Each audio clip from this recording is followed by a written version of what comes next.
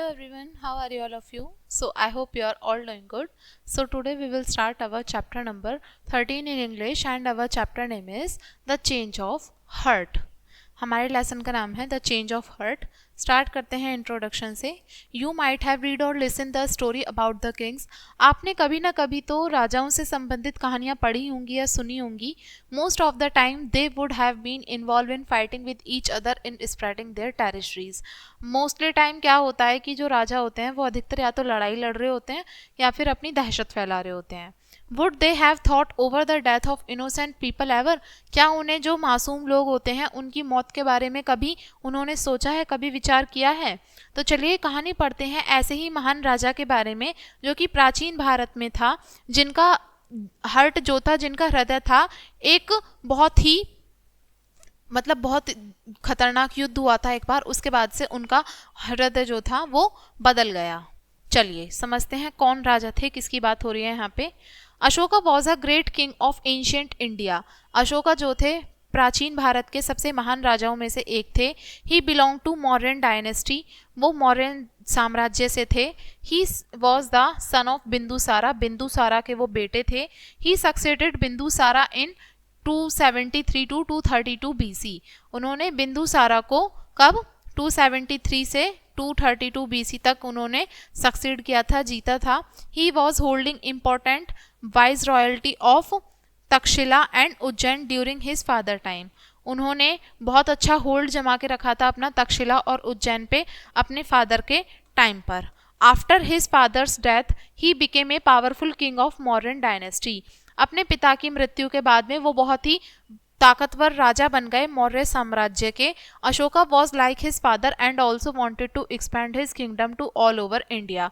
अशोका अपने पिता के जैसे यही चाहते थे कि वो अपने साम्राज्य को पूरे भारतवर्ष में फैला दें. For the first few years he rule like a powerful king. पहले कुछ सालों के लिए उन्होंने बहुत ही ताकतवर राजा के रूप में शासन किया. Those days Kalinga was not a part of Mauryan empire. उस समय पे जो कलिंग था वो मौर्यन साम्राज्य का हिस्सा नहीं था, लेकिन अशोका चाहते थे कि वो अपना साम्राज्य को बड़ा बनाए और ताकतवर बनाए. तो इसलिए उन्होंने कलिंग के ऊपर अटैक कर दिया. 3 lakh army attack on Kalinga. 3 lakh जो आर्मी सेना थी उन्होंने कलिंग के ऊपर हमला किया. कलिंग के लोग भी बहुत बहादुर थे और अपनी खुद की इज्जत करते थे, सेल्फ रेस्पेक्ट करते थे, इसलिए वो बहादुरी से लड़े अशोक की सेना के साथ में. But more than 1 lakh people were killed in the war. लेकिन जो युद्ध हुआ था उसमें करीब 1 लाख से ज़्यादा लोग मारे गए. Kalinga, not only Kalinga people but also number of soldier died of their wounds. लेकिन कलिंगा के लोग ही नहीं, बहुत सारे जो आर्मी में जितने भी सारे सैनिक थे वो भी मारे गए थे. Kalinga was completely crushed bye Ashoka. जो कलिंगा था वो पूरे तरीके से अशोका के द्वारा क्रश कर दिया गया था. Although Ashoka got victory but he did not find any peace in the victory. Ashoka ने जीत तो हासिल कर ली लेकिन उसको अपने साम्राज्य में, अपनी जीत में उसको शांति नहीं मिली. Kalinga war horrified his heart. Kalinga के युद्ध ने उनके दिल को दहला दिया, हॉरिफाइड कर दिया, डरा दिया. He saw destruction of Kalinga. उन्होंने कलिंगा के डेस्ट्रक्शन को देखा. डेस्ट्रक्शन यानी कि उसको नष्ट होते हुए देखा. Killing and suffering due to his attack so he himself feel guilty. देखो जो जितनी भी सारी मृत्युएं हुई, जितने लोगों ने सफ़र किया जिसकी वजह से, उनके अटैक की वजह से, जिसकी वजह से उनको थोड़ा गिल्टी फील हुआ और इन सब की वजह से उनका हृदय परिवर्तित हो गया. Soon after the Kalinga war he seem to be great influenced by Buddhist teaching.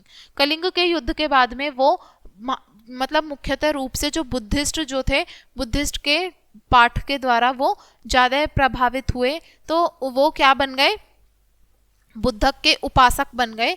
He himself started to lead a pure and good life and urge his people to do the same. वो एक अच्छा और बहुत ही शुद्ध जीवन जीने लगे और उन्होंने अपने लोगों को भी ऐसा करने के लिए प्रेरित किया. The reverberations of the war drum became the reverberation of the law. और जो युद्ध के जो ड्रम थे वो बड़े बड़े, वो किसके बन गए, लॉ के, कानून के रिवर्ब्रेशन बन गए. Ashoka ban animal hunting for food. Ashoka ने बैन कर दिया कि जानवरों का उनको ना मारा जाए खाना खाने के लिए. He was converted to Buddhism by Nigrodha. उन्होंने क्या किया, बुद्धिज्म को में कन्वर्ट कर दिया निग्रह के द्वारा. He organise the 3rd Buddhist council in the 18th year of the reign at Pataliputra. उन्होंने अपने क्या किया, तीसरा बुद्धिस्ट काउंसिल जो था अपने 18वें साल में वो किया था, उन्होंने ऑर्गेनाइज किया था पाटलिपुत्र में।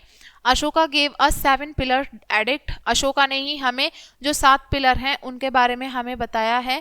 One of such pillar is situated at Sarnath near Varanasi, और उसमें से एक खंबा जो है जो कि सारनाथ में है, सारनाथ वाराणसी के पास में ही है। It has 4 lion sitting back to back and wheel called Ashoka chakra, उसमें ये जो चक्र है मतलब ये जो पिलर है उसमें 4 लॉयन है जो कि एक के एक बराबर में बैठे हुए हैं, और उस व्हील को हम क्या कहते हैं, अशोक चक्र कहते हैं। The lions are visible in the official seal of the government of India, और हमारे जो मतलब सरकार का जो सिंबल है, गवर्नमेंट का जो ऑफिशियल आधिकारिक सिंबल है, उसमें भी हमें देखने के लिए मिलता है। द चक्र is the national flag is also drawn from the Ashoka pillar, और जो चक्र जो है नेशनल फ्लैग में वो भी अशोका के चक्र से ही लिया गया है।